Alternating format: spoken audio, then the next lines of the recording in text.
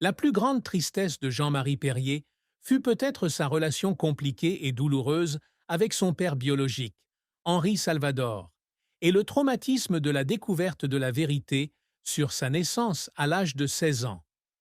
Né le 1er février 1940 à Neuilly-sur-Seine, dans une famille de longue tradition artistique, Jean-Marie était le fils de l'actrice Jacqueline Porel, petit-fils de la légendaire actrice Gabrielle Réjeanne, et élevé par l'acteur François Perrier, qu'il adopta bien qu'il ne soit pas son père biologique.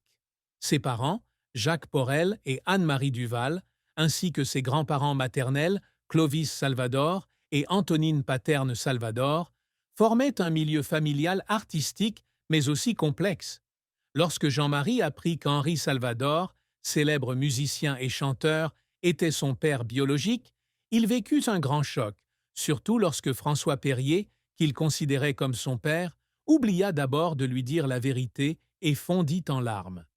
Sa rencontre avec Henri Salvador en 1983, initialement porteuse d'espoir pour une relation père-fils, a finalement conduit à une rupture, notamment après que Jean-Marie ait révélé la vérité dans son autobiographie Enfant gâté, parue en 2001, ce qui a poussé Salvador à rompre tout contact avec lui. Il a un jour confié que Salvador avait parlé de lui en termes négatifs dans les médias, un acte qu'il a qualifié de triste et regrettable. Cette tristesse provenait non seulement de l'absence de relation père-fils, mais aussi du sentiment d'être rejeté et non accepté par son père biologique, une blessure qui a pu profondément influencer sa vision de lui-même et de ses relations personnelles. De plus, la mort de son demi-frère, Marc Porel, en 1983 à l'âge de 34 ans, et de son autre frère, Jean-Pierre Perrier, en 1966, a peut-être également aggravé sa tristesse, car il a perdu des membres de sa famille proche. La carrière de Jean-Marie Perrier a été un long parcours, jalonné de succès et de moments difficiles, reflétant son talent polyvalent et sa persévérance, tant en photographie qu'au cinéma.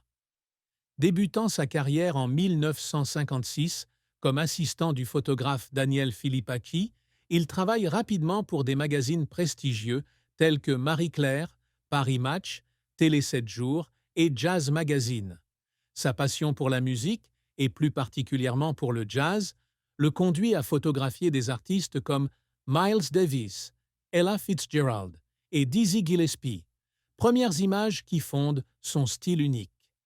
Après 28 mois de service militaire en Algérie, où il travaille au service photo de l'armée française, il devient photographe officiel du magazine Salut les copains de 1962 à 1974. Il y réalise des images emblématiques de stars yéyé comme Johnny Hallyday, Sylvie Vartan, Françoise Hardy et d'artistes internationaux comme les Beatles, les Rolling Stones, Bob Dylan et James Brown. Sa photo du siècle, prise le 12 avril 1966 et représentant 46 stars françaises, devient un jalon culturel marquant l'âge d'or de la musique pop française. Cependant, tout ne se passe pas comme prévu. En 1974, il décide d'abandonner la photographie pour se lancer dans la réalisation, une décision risquée. Son premier film, Antoine et Sébastien, 1974, avec François Perrier et Jacques Dutronc, est salué par la critique mais ne remporte pas un grand succès commercial. Son film suivant, Sale rêveur, 1978, également avec Dutronc, connaît un parcours tout aussi difficile, le confrontant aux critiques et aux doutes quant à ses capacités de réalisateur. Ses moments les plus douloureux se situent peut-être dans les années 1980, lorsqu'il s'installe aux États-Unis pour réaliser plus de 600 publicités pour des marques comme Coca-Cola et Ford, un emploi bien rémunéré, mais dépourvu de la liberté créative dont il jouissait avec la photographie. Son retour à la photographie dans les années 1990, travaillant pour elle et photographiant des créateurs de mode comme Yves Saint-Laurent et Karl Lagerfeld, est une tentative de retrouver sa passion, mais il admet avoir regretté d'avoir abandonné la photographie en 1974. Des expositions majeures, comme celle de l'Hôtel de Ville de Paris en 2002, qui a attiré 150 000 visiteurs, et des ouvrages comme Mes années 1960 et Mes années 1960 et Enfants gâtés, témoignent de sa ténacité à reconstruire son héritage. L'œuvre de Jean-Marie Perrier a toujours été bien plus que de simples récompenses et célébrités. Elle a permis de documenter une époque et de créer un héritage artistique intemporel. Il a toujours aspiré à créer des images non seulement belles, mais aussi racontant une histoire, comme ses portraits de Françoise Hardy devant la Tour Eiffel ou d'un jeune Mick Jagger dans les rues de Londres.